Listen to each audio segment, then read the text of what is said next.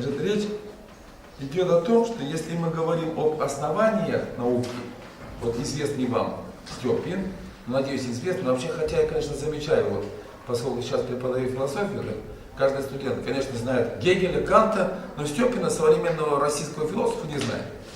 Вот такая у нас вот жизнь великая. Вот Степин это российский академик, вообще белорусского выхода, скажем так, он в Минске воспитывался как ученый человек. Вот теперь он президент российской, значит, общества философского и является академиком Российской академии наук. И, в общем-то, основная его заслуга, на мой взгляд, вот сегодня, это он как раз раскрыл, ну, прежде всего, те универсалии, о которых было тут несколько сказано Геннадий Никонович. Ну а главное все-таки, на мой взгляд, это то, что он подчеркивает и дает нам понять, каковы же философские основания любой такой науки, если универсальный подход. Ну, стало быть, по Степину, прежде всего, это идеи и нормы. Да? Должно быть, нет идеи, нет науки, очевидно. Да? Значит, второе, конечно же, научная картина мира. Ну и третье, философские обоснования тех идей, что закладывается под те или иные нормы. Но я посчитал, что присутствующие здесь люди, они, конечно, идеями этнопедагогики значительно лучше меня владеют, они прекрасно знают, поэтому я решил их несколько опустить. Несколько об этнопедагогической картине мира, я, наверное, несколько скажу еще, но, собственно говоря, концентрируя свое внимание на философских основаниях. Для этого я, в общем-то, выбрал позицию Геннадия Никандровича. Должен я немножко сказать такую вещь. Ну, частенько вообще там выясняется в этом кругу, вообще, кто же там первый сказал этнопедагогику, что такая философия идет. Конфуций еще говорил про народную педагогику. Но это, конечно, безусловно, про народную педагогику. Но Геннадий Никандрович Волков в 1962 году в газете «Советская Чувашия» первым написал такое слово «этнопедагогика» и передал ей научный характер. То есть вот в чем и будем теперь разбираться. Значит, первое, ну вот его цепочку, так, семерку знаменитую, которую вы все, конечно, знаете, я позволю себе написать. Ну, первое, память, традиции, культура, воспитание, так, духовность, личность, народ.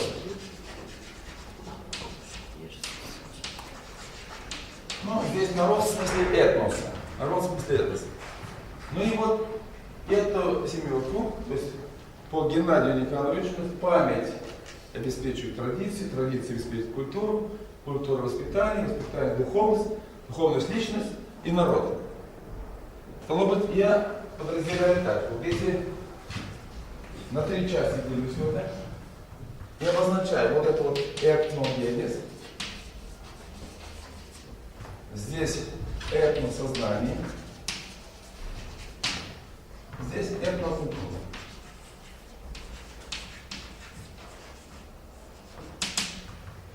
И считаю, что вот то, о чем Геннадий Никандрович говорит, то есть вот здесь вот происходит переход от этногенеза к этносознанию вот на участке культуры.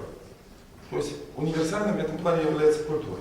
И, собственно говоря, ну это и, конечно, понятно. Потому что мы культуру воспринимаем как нечто созидающее, сотворенное человеком. Все созидающее, сотворенное человеком, это культура. Ну, известная производственная культура, любая мыслит, культура мышления и все, что угодно. Все, что сотворено человеком, это культура.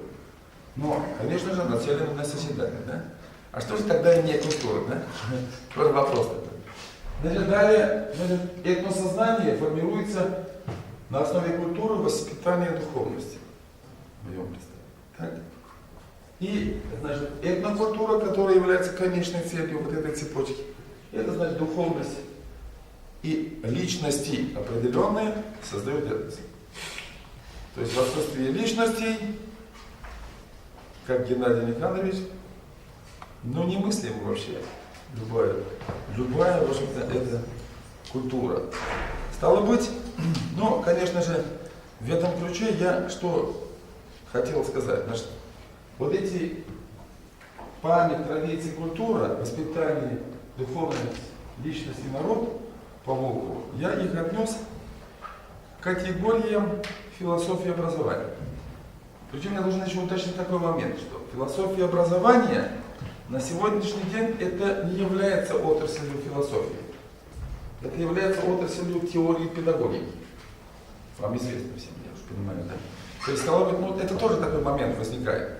Сейчас, особенно в последнее время, там, значит, с открытием кафедры философии образования в Московском университете, значит, сейчас пытаются, значит, создать такую специальность отдельную.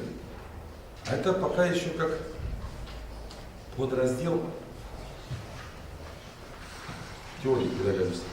Но на самом-то деле, вот в этом ключе, мне кажется странным вообще, когда вот в моем представлении, вот, скажем, быть доктором педагогики это намного солиднее, чем быть доктором любой другой науки. Вот так вот, если вдуматься. Что, во-первых, это труднее всего. Во-вторых, значит, это, в общем-то, более ответственно. Более ответственно. Ну, я не в том смысле там жизнеобеспечения или что-то, я не буду там сопоставлять это с доктором-врачом. Да? Речь не об этом идет, а в плане, вот, скажем, именно вот в плане вот этой цепочки. Доктор педагогики здесь, конечно, решающее место занимает. В этом ключе, значит, и придавая этим понятиям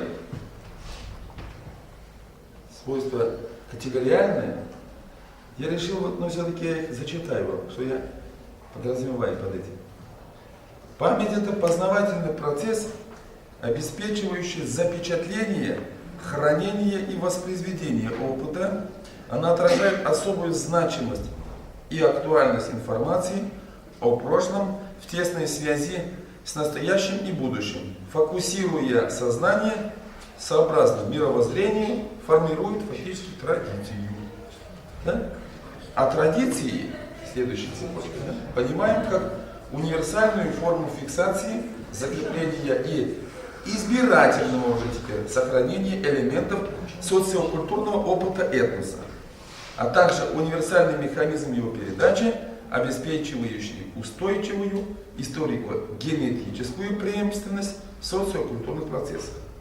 Программы человеческой деятельности, поведения и общения, выступающие результатом воспроизводства и изменения социальной жизни во всех проявлениях традиции. Это и составляет как раз следующее понятие культуры. Да? Ну и следующая цепочка будет, следовательно, воспитание. Воспитание в рассматриваемом контексте представляет всеобщую необходимую категорию общественной жизни. Но так, отвлекаясь немножко, скажу так, что вот воспитание и воспитательный процесс это, в общем-то, таинство, не раскрытое никаким образом. Хотя, конечно, очень много всякой литературы. Вот. И в этом ключе, должен заметить, ну, наверное, самыми эффективными приемами являются, наверное, приемы этнопедагогии, которые, в общем-то, какой-то собственной ниточкой чувствуют, в каком месте и как, в какой дозе это надо делать. То есть это вот нет формулы воспитания. Но хотя, конечно же, любая, в общем-то, вещь это в этом ключе, ну, в общем-то, наверное, раз мы говорим о науке, мы пытаемся, конечно, это какую-то